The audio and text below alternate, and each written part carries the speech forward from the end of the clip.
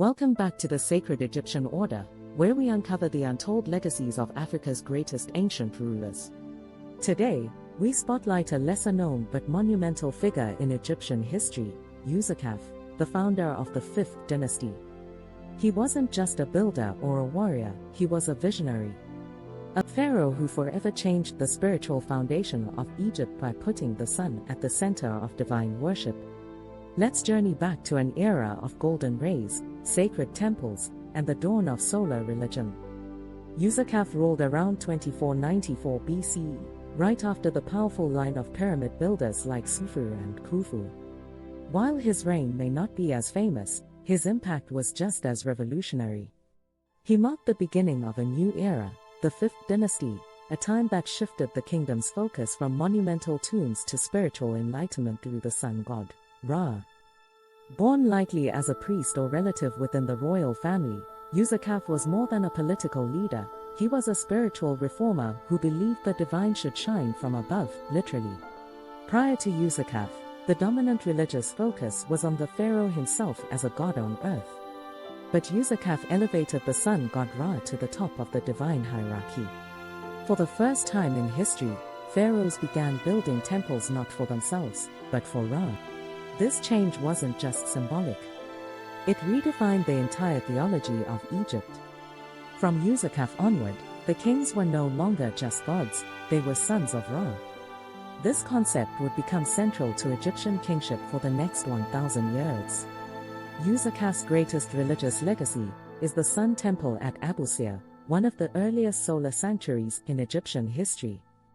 Though now in ruins, this temple once featured a massive obelisk that symbolized the sun's rays piercing the earth, a sacred courtyard, and ritual spaces for offerings to Ra. The temple's very architecture reflected the new theology. It was open to the sky, no roof, because Ra needed to shine directly into the heart of his temple. This shift to solar worship wasn't just spiritual, it was political. Userkaf tied his rule to the increasingly powerful priesthood of Ra at Heliopolis. By aligning with them, he secured a new base of religious and political legitimacy, while subtly reducing the influence of the pyramid cults of his predecessors. With this move, Userkaf forged a balance between old traditions and new power structures. He saw that the light of the sun could illuminate not just the heavens, but the throne as well. Unlike the towering pyramids of the 4th dynasty, Userkaf's pyramid was modest. But don't let its size fool you, its symbolism was profound. The pyramid sat next to the temple of the goddess Neith, merging solar theology with ancient divine order.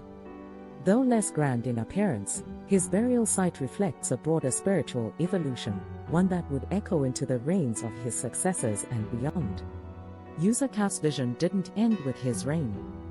The next several kings of the 5th dynasty, including Sahir, Neferkare, and Nusia, built their own sun temples, continuing the solar legacy. His innovations brought Egypt into a new spiritual age, one that emphasized balance, cosmic harmony, and the unending power of the sun. Userkaf wasn't just the founder of a dynasty. He was the architect of a new divine order.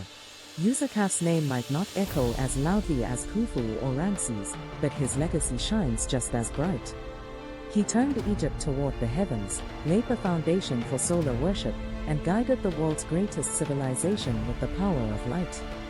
What do you think? Should Userkaf be remembered as the most spiritual pharaoh of them all? Let us know in the comments below.